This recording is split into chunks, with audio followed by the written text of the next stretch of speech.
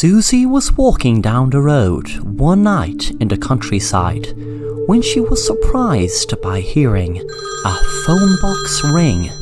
She wondered who would be calling a public phone box, especially in the middle of nowhere. Well, it was near a bus stop, but besides that, no one was around, unless they were waiting for the bus, of course. She had decided to answer the phone when she was surprised to hear a man's voice. "Hello, is anyone there?" Susie said. "Hello, yes, I'm here. I'm sure you must have the wrong number. This is a public phone box." The man spoke again. "Oh, maybe I did call the wrong number, but thank you very much for answering and letting me know. I must say, you have a very nice voice. I am very sorry if I put you out of your way, but it was very nice to speak to you anyway. I guess you must be wondering why I'm calling a public phone box. Well, it was very nice to speak to you. I hope you're having a good night." Susie felt strange, a stranger calling a phone box, asking her was she having a good night, but she liked how he spoke, so replied, "Yes, I'm having a great night, thanks for asking. I'm just waiting for the bus to go home now." The man said, "Oh, I'm very glad to hear you're having a good night. So the public phone box is near a bus stop then, I gather." Susie was enjoying the chat with the man, but realised the bus was coming, so quickly said, "I'm very sorry, I have to go. The bus is coming. It was nice talking to you. Bye." The man said, "It was very splendid talking to you also. Bye now." Susie walked into the bus and felt happy for some strange reason. About the phone call, the man had left a good impression on her. She was wondering, was it his voice or what he said, and she wondered what he had looked like.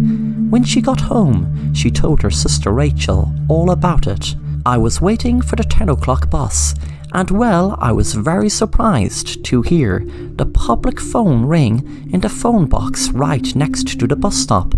I answered it, and there was this really sweet man on the other end. And, well, we had a lovely chat, but unfortunately the bus came before I could even tell him my name." Her sister smiled and said, "Wow, what age was he? I wonder what he looked like. Maybe he looked like a film star." Susie said, "I'm not sure what age he was, and of course I have no idea what he looked like, but he seemed so sweet." Rachel said, "Are you going to wait at the bus stop again tomorrow night to see if he calls? How do you expect him to call the same phone box again at the same time? It obviously was a wrong number he dialed." But the next night Susie made sure to be waiting for the 10 o'clock bus again, and was pleasantly surprised when the phone rang again. She ran into it and answered, "Hello? Hello, Susie.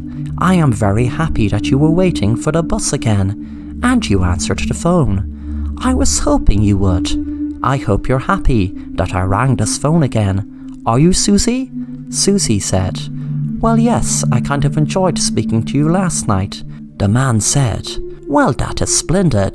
Our feelings are mutual then. Tell me, Susie, is there anyone else waiting for the bus? Are you alone?" Susie said, "Yes, I'm alone. This is a very quiet road, you see. Not many people ever wait for this bus." The man said, "Oh, it must be in the middle of the country then, Susie, since not many people catch the bus." Susie saw the bus coming up the road and said to the man, "I'm sorry, the bus is here." The man said, "How about we continue our conversation tomorrow night? Same time, Susie?" Susie agreed. The next night at the same time, the phone rang again. The man said, "Susie, I'm not sure I even told you my name. My name is Fred, Susie, and do you know, I love your voice, but I would love to be able to put a face to that voice. How about we meet in person, Susie? Would you like that?" Susie thought about it, then quickly said, "Well, yes, if you would like that, sure." She gave him the directions to the phone booth and told him she would meet him at 9:30 tomorrow night. Back at Susie's house, her dad was reading a newspaper article. about a serial killer at large in their locality and the surrounding areas of the countryside around their village. He was worried she was out late and was just about to call the police when she had walked in the door. Susie felt a strange feeling. It was like she was in love. She felt it strange knowing that she hadn't even met the man, but still felt strangely in love with him. She told her sister about her meeting him tomorrow night. The next day, when Susie asked to go out, her dad said, "No way, you're not going anywhere tonight." Susie was mad until her sister had an idea that maybe he would allow both girls go to the cinema together. Rachel was going to the cinema while Susie would meet the man. Rachel said to Susie, "Look, Susie, I was thinking about this. Maybe it's a bad idea. You were going to meet this man. I mean, he could be anyone. He could be a madman for all we know." Susie laughed it off and said she would meet him and was sure he would be a really sweet guy. When Susie was on the bus, she heard a conversation between two people who were talking about a serial killer at large, a man who was targeting young women. Susie felt sick thinking of the stranger she was about to meet. She stayed on the bus and knew she couldn't go home, so she would go back to the cinema and join Rachel. But Rachel was worried about her sister and had already gone to meet her by the phone box. When Rachel was outside the phone box, she had been calling her sister's name, but all she could hear was her own echo. Suddenly a man walked out from the ditch and said, "Hello, Susie. It is so great to finally meet you." Rachel froze as the man went near her and she kicked him. The man said, "Oh, now, that's very nasty out of you, Susie. Very nasty indeed, and I have to punish you for that." He dragged her into his car and put her in the boot and shut it.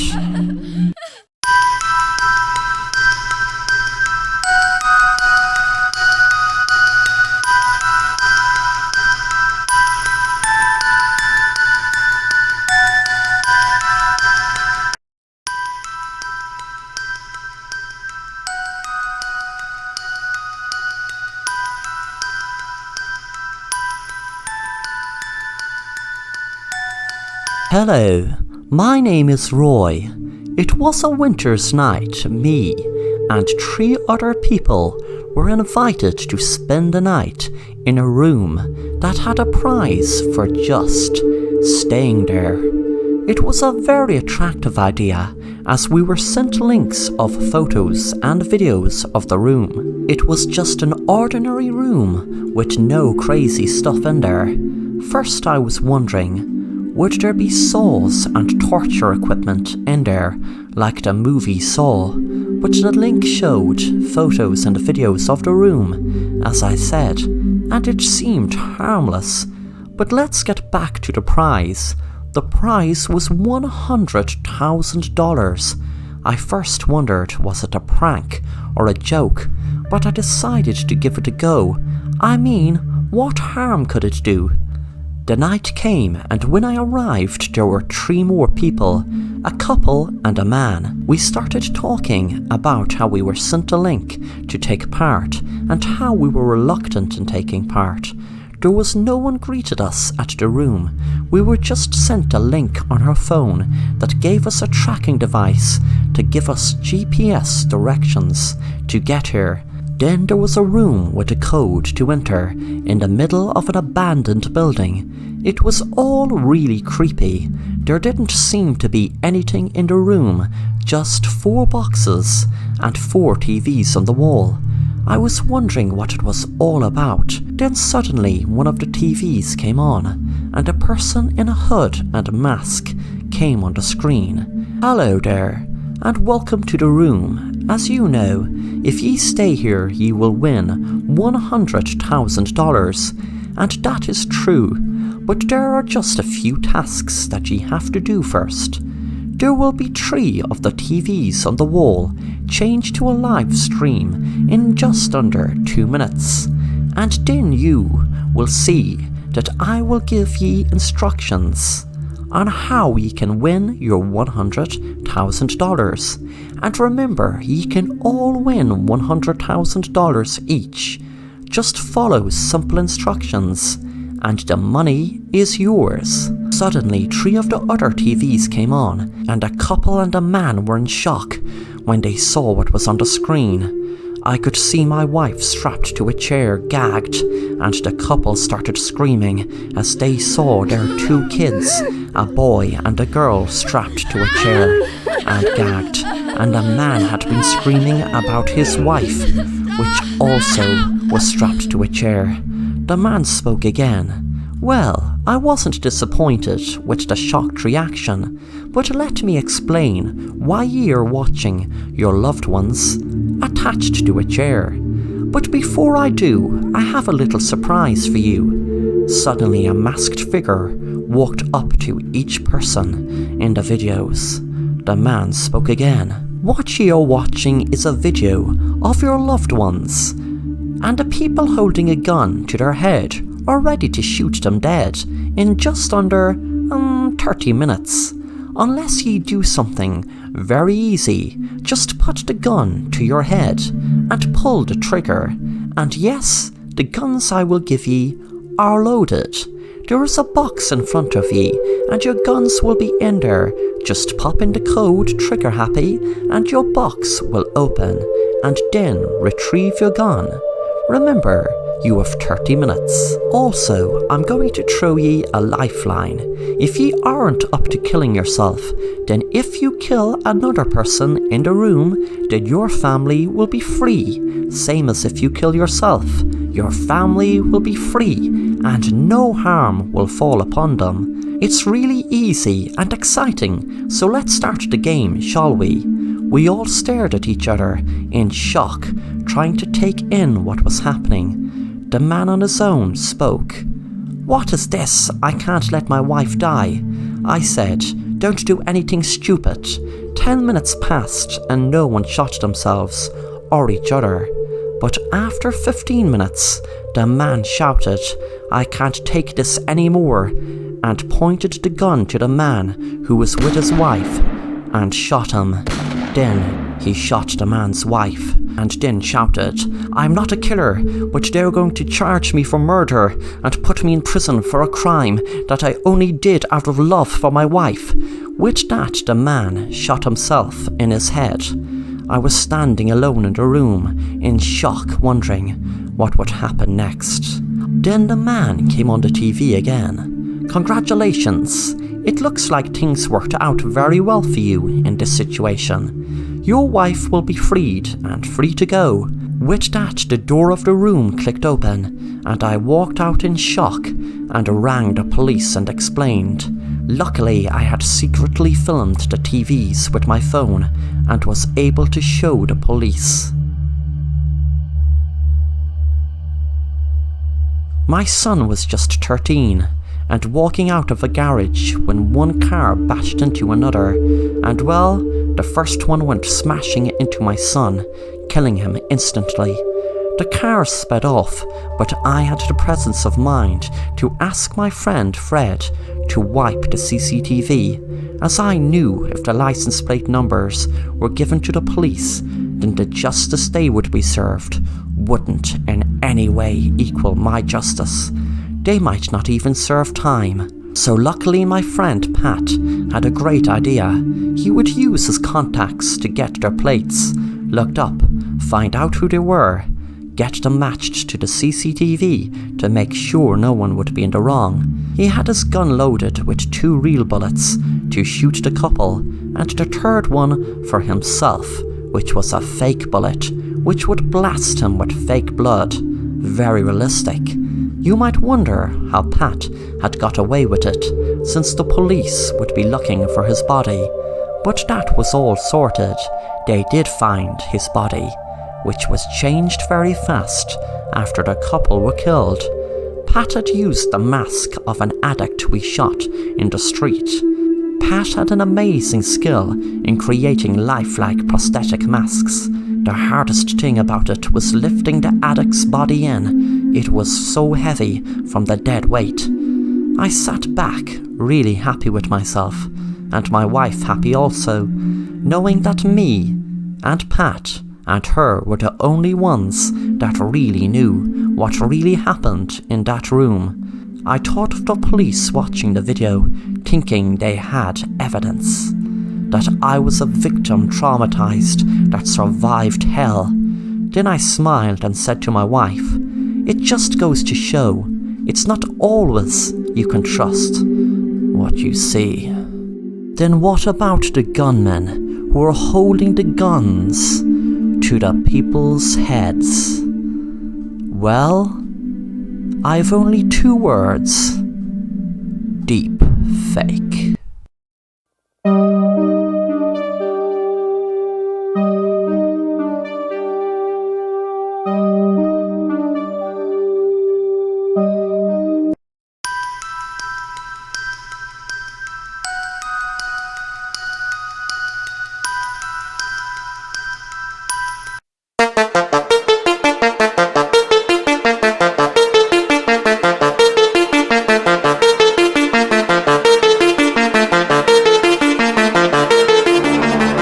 Sharon was walking down the street, sure that someone was following her.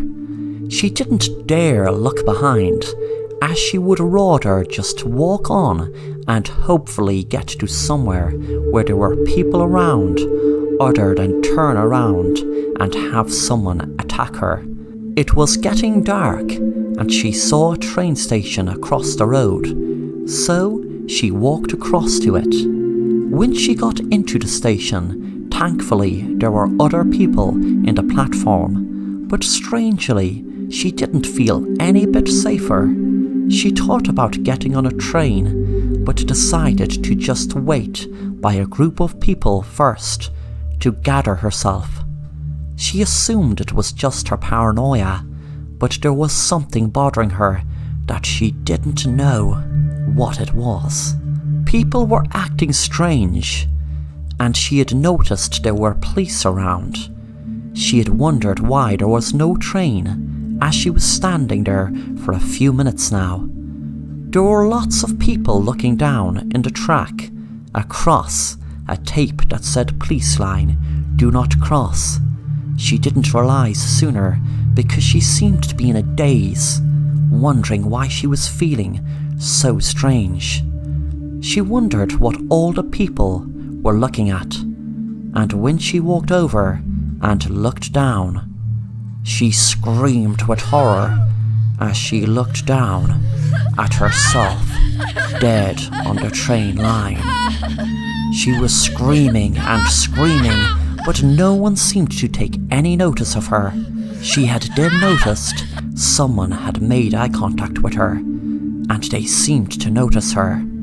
They walked over to her and said, "Did you just realize you're like me, one of the dead?" She spoke on. "Don't worry, it gets better. I watch the news to see where there are local deaths. That way at least you could talk to someone." Sharon froze, taking in the words that the girl was telling her, realizing she was dead.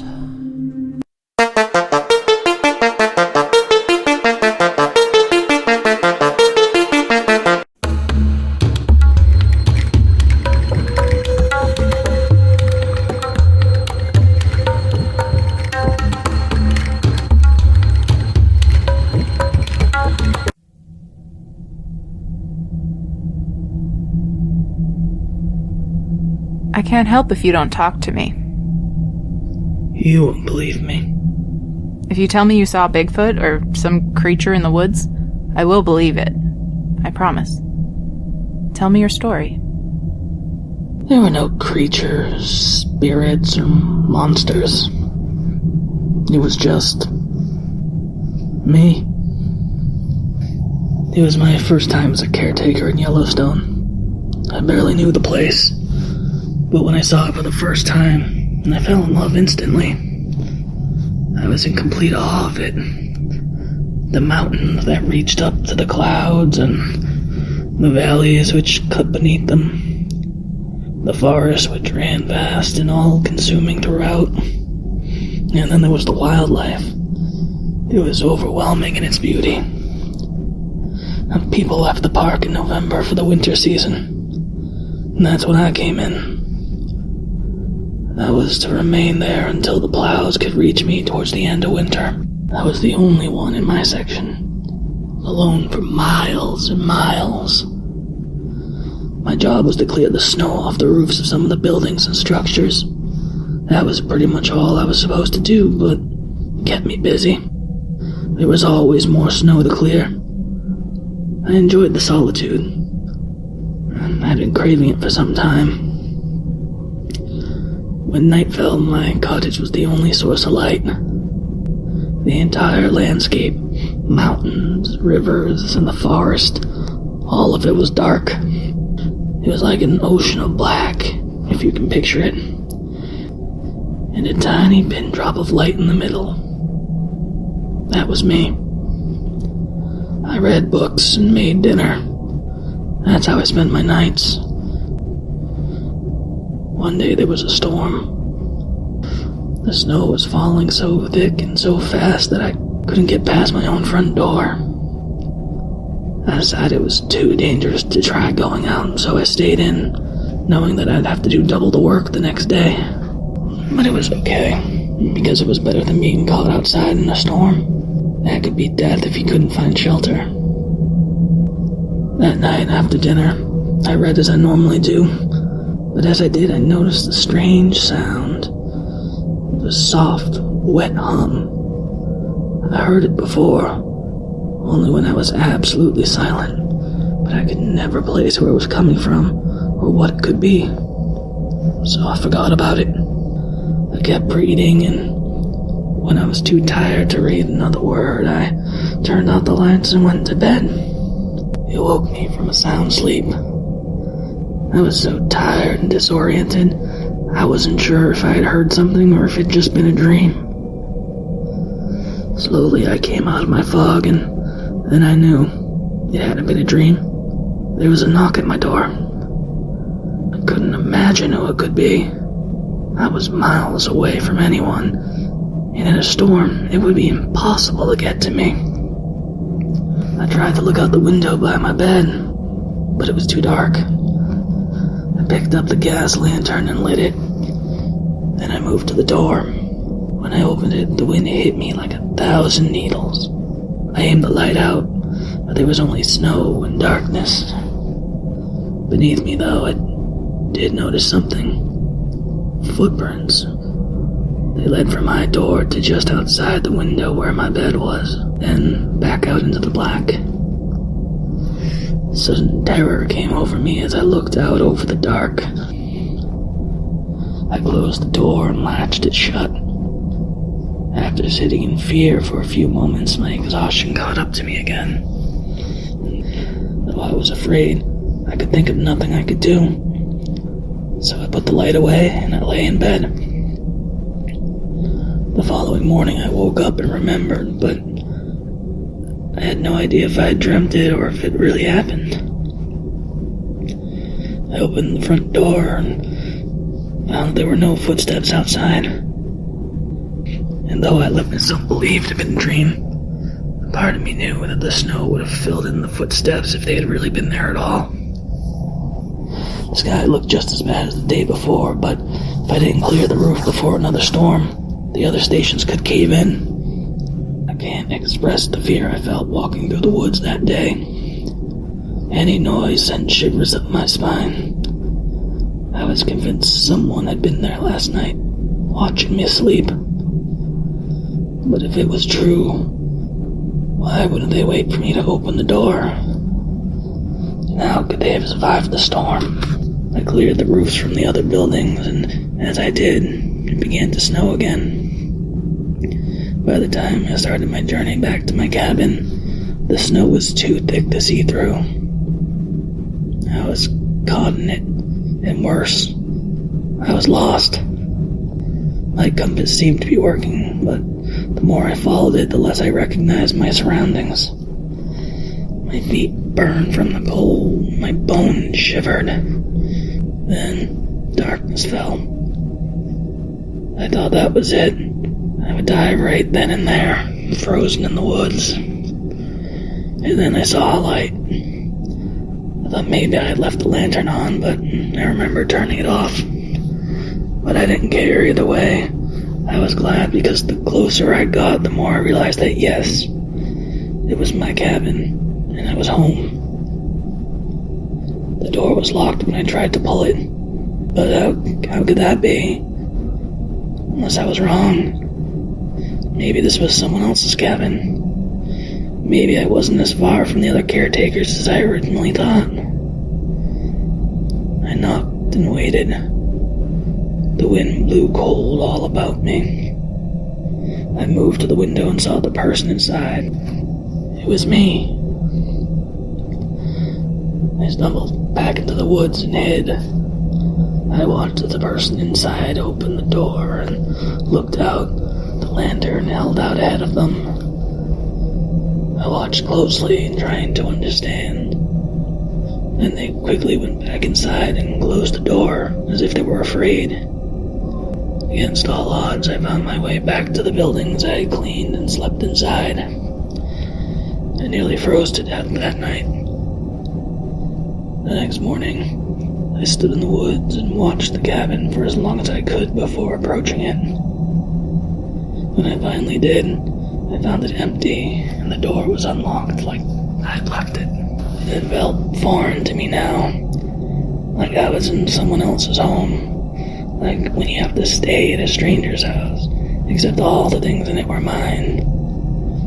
The only thing familiar was the smell.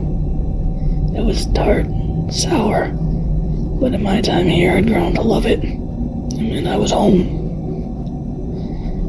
Outside, the world was frozen. The life and beauty I had been struck by when I first arrived had long since faded. I was afraid of the day because I could look out my window and see what was outside. I didn't want to see. But of course the day was nothing compared to night. I needed the heater, but it lit the cabin from inside. I felt naked, exposed. I couldn't see anything past the windows. The only thing in them was my own reflection. I lifted the mattress off the bed and leaned it against the glass. I didn't need the bed. I had no intention of sleeping that night. I sat across from the door and watched it. Every time the wind blew and shook the door, I felt my stomach turn cold. At first, I couldn't tell if I was really hearing what I thought. The screams swelled and faded, or maybe they were just shrieks of wind pushing through the pines. I found the lantern and opened the door. The world was black. The light ahead lit only a few feet in front of me. I could see snow on the ground, snow falling in tiny specks, but nothing else. When it came from my right, I would aim the light towards it. Seconds later, it would be on my left. It was in front of me. It was behind me. It was close. It was far. I was terrified, and before long my fingers began to burn. I had to go back. When I did, I put the mattress back down on the bed. I was too tired. Fear and vigilance had taken it all out of me. I lay in the bed and listened, but there were no more screams. I had dreamt it, and I decided, or imagined it.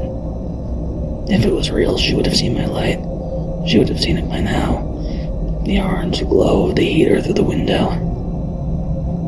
If it was real, maybe I would see her footsteps in the snow in the morning. Or perhaps she would wake me with a knock.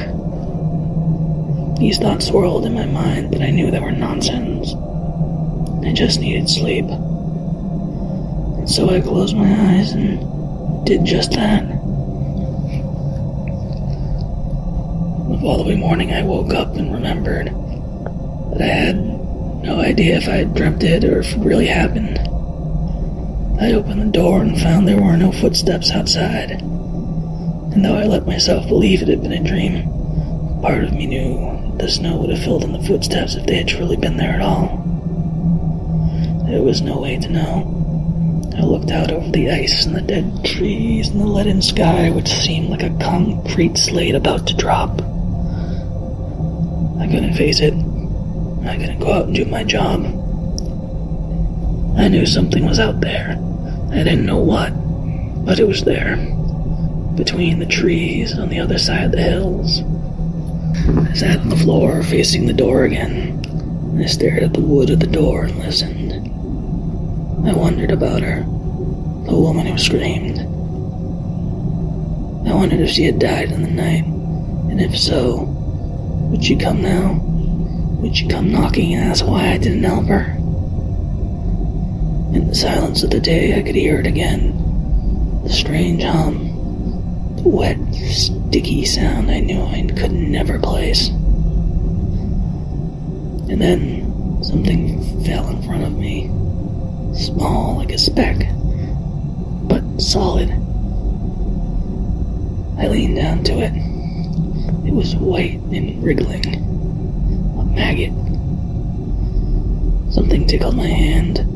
I looked down and saw another maggot crawling across my knuckles. Another one dropped from above, falling on my shoulder.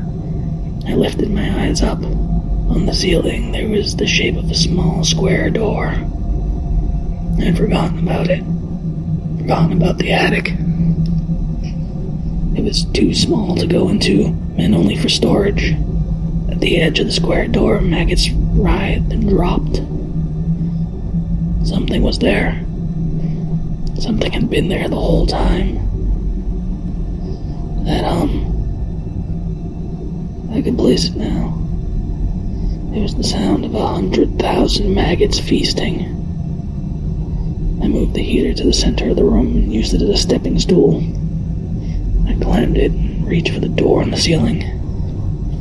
The smell, the familiar smell I've grown to love, was overpowering here. My eyes stung, my throat closed. I lifted my head to the attic. His small body entirely covered by them. A blanket of maggots so thick I couldn't even see him. Did you remember then that you hadn't come alone? Yes, I remember. They still haven't found your wife. Is she up there in the hills? Just behind them. They'll have to wait for the thaw. It was a brutal winter. I tried to tell her there was nothing out there, nothing but ice, but she ran anyway. She ran for me when she saw what I'd done to our son. She ran begging for help, screaming for it, but there was no one out there. I listened to her screams until they died down, until there was only silence and dark. Why did you do it?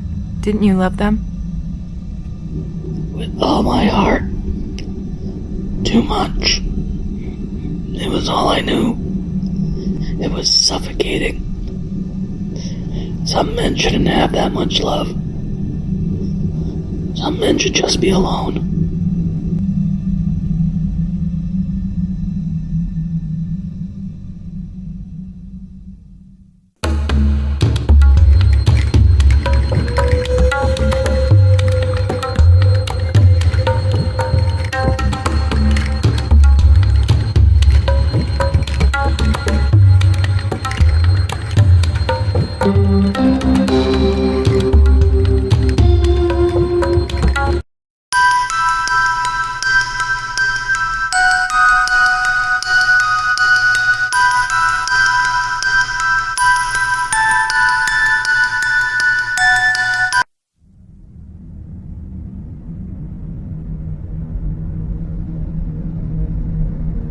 We had heard about the sickness for weeks.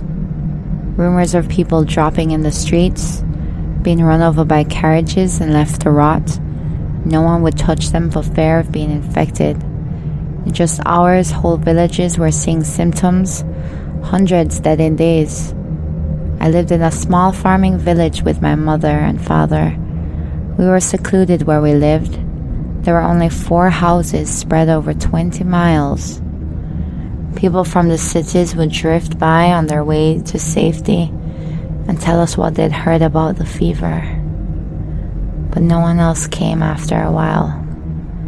Not even the mailman. A week, a month, 2 months passed, and we hadn't seen a soul. My father and mother decided to leave, but I told them I couldn't come. The family that lived on the last farm east was very dear to us, and they had small children. I told my mother I would go to see if they were okay and ask if they would come with me. After that, I would follow my parents south to where my aunt lived. Mother cried, but I would not be swayed. I watched them leave as the sun rose over the dirt road. I had a 20-mile walk in front of me, and so I began. There are those who doubt my story after this point. Some say I'm simply lying. Others speculate I had the fever, and what I saw was only in my mind. I know I wasn't sick. I wish it was all a terrible hallucination, but I know what happened was real. It is midnight on the 3rd of November, 1723. I am a condemned woman. I am scheduled to be hanged in the morning. I have no reasons left to lie. This document will be seen only after I'm dead. Let this be my last testament. As I walked the path, I noticed a distinct silence in the trees. Sounds I had heard all my life were simply gone. And then I heard her. She was coming down the path. A smile arched across her face. She moved lightly, almost skipping. Not a care in the world. A large crimson stain sat dark at the frayed neck of her dress. Blood. "Are you okay, miss?" I asked as she passed by. It wasn't until she was only inches from me that I recognized her. The look in her eyes and that terrible smile made it hard for me to notice at first, but now I could see it was Mrs. Shannon. She lived on the farm closest to ours. She had never been one to smile. She didn't look at me when I talked to her, only continued to sing. I assumed then that she had the illness and her mind was gone. I watched her for a few minutes and then turned and kept going. After about a minute, I looked back. She stood about 100 yards away with her back to me. Her head was turned sideways, listening. I ran the rest of the way. I arrived at the house just as the sun began to set. I knew something was wrong as soon as I laid my eyes on it. There were no cows in the pasture, no goats. I jogged to the front door and knocked. Nothing inside moved. Flies buzzed in the kitchen where dirty dishes sat out exposed. Maggots slithered on the plates, finishing what was left of a week-old dinner. A trail of blood led to the back of the house where the bedrooms were. I moved slowly. The smell was even worse here. Mr. Peters lay on the floor beside the bed. His neck was torn and blood had pooled black beneath him. He'd been dead for days. Something moved in the closet. I hadn't seen the children. I had to check. Though I have to admit at this point I was terrified. I tried to keep quiet as I opened the door. It was the eldest, James. He was cowering in the corner. I took him to his room and gave him some of the water and food I had brought. I asked him what happened. He told me the whole story. A few weeks ago, a drifter had come to town with a fever. Mrs. Shannon let him stay in her barn. He told her it wasn't the illness that made him sick now, but that he had been attacked by a vampire on the road. She thought he was delirious. After he died, she and her husband buried him in the cemetery. A few days later, Mr. Shannon told his wife he had seen the man outside. The drifter said he needed his shoes. They had fallen off while they were transporting his body. After a few moments, the man left. For the next few days, they were plagued by knocks at their door during the night. One of these nights, Mr. Shannon had enough. He went out with his gun and told the man he would shoot him if he didn't go. The man began to laugh hysterically. Mrs. Shannon didn't see what happened, but when morning came, she went out and saw her husband dead on the ground. James told me that a few days prior to my arriving, Mrs. Shannon came asking for help.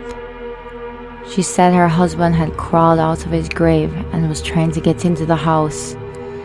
James's parents turned her away, thinking she was either sick or telling the truth. Either way, they were too scared to open the door. Mrs. Shannon returned not long after. That big grin, those wild eyes, she smelled of rot. She would come in the night, sing songs outside their windows. He told me his 8-year-old sister Elizabeth was the first to die.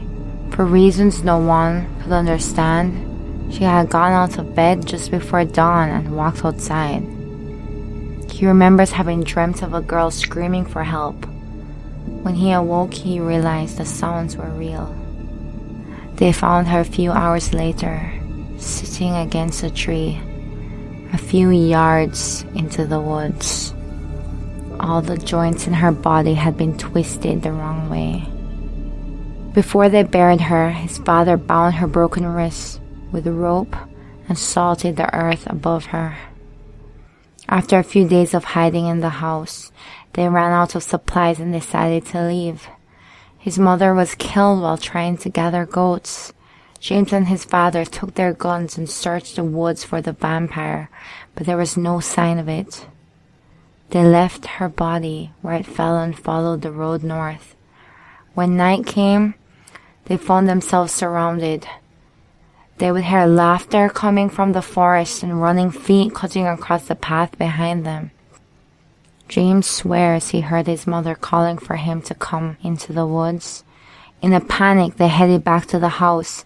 His father was briefly attacked along the way, and by the time they got inside, he was just barely breathing. I asked James if he knew who it was that had killed his father, and he told me it was his sister, 6 days after she died. In the end, I decided it didn't matter if it was true or not. James was weak and needed help. There were still usable supplies at my house. We had to leave. It's safer in the day, he told me. He wouldn't budge. He wouldn't let me bury his father either, but at least he let me put the body outside. The silence was still palpable. There were no crickets, not even a gust of wind to make me feel better. It was as if someone had taken our little village and cut it out from the rest of the world. Before I went back inside, I scanned the tree line expecting to see only darkness. There was a small purple dress obscured by low branches near the edge of the forest. At first I was elated. I could tell it was Elizabeth. She was caked in dirt. I thought because she had gotten lost in the woods and finally found her way out. I took a few steps toward her. She returned the favor and started walking to me. Her bones were all broken. She limped across the road like a puppet on strings. Each step she took would tear a new piece of flesh or crack another bit of bone. With absolute horror, I studied her face. She only smiled and held out her arms to me, wrists still bound. I ran back inside. James and I barricaded ourselves in the back bedroom and waited. I turned the lantern down to just barely a spark. We sat in the dark and listened. We heard his mother calling outside. James, Mommy's waiting. I could see the tears dripping down his cheeks. Elizabeth put her eyes between the cracks in the wood. Don't you miss us, brother? James begged her to leave. She said she would, but first she had to tell him something. He leaned in near the wall and she whispered in his ear. Then she left as promised. James sat without saying a word. He picked up the lantern and raised the flame. I asked if he was okay. He opened the globe and poured the oil down his throat. In seconds, he was covered in flames. I screamed. I wanted to help him, but there was no way. The room was overcome in just moments. I rushed to escape. Smoke filled every inch of the space. I couldn't see, couldn't breathe. By the time I stumbled outside, it was almost dawn. I was so overcome by the smoke in my lungs that I lost consciousness. When I awoke, there was nothing left of the house or of James. A gash ran across my wrist. I had lost a lot of blood in the night, but I could still move. I tore a piece of my dress and wrapped the wound. When I could walk, I wandered north towards the closest town. Somewhere along the way, I heard the light and ringing of a tiny bell. I came across a cemetery and saw that the bell I was hearing was from a grave. Someone inside was pulling it as if to say they had been buried alive. I walked to it, and as I did, another bell began to ring. Then another and another. I ran and never looked back. I thought I'd hurt my wrist while leaving the house, but now I realize that while I was unconscious lying on the grass, they fed. In a few hours, I'll be put to death for something I did not do. The people here think themselves civilized. They don't believe in monsters. I tried to warn them, but they won't listen, won't take precautions. They'll bury me tonight, and tomorrow morning, I'll be ringing my own bell. Dig deeper at sessionsx.tumblr.com.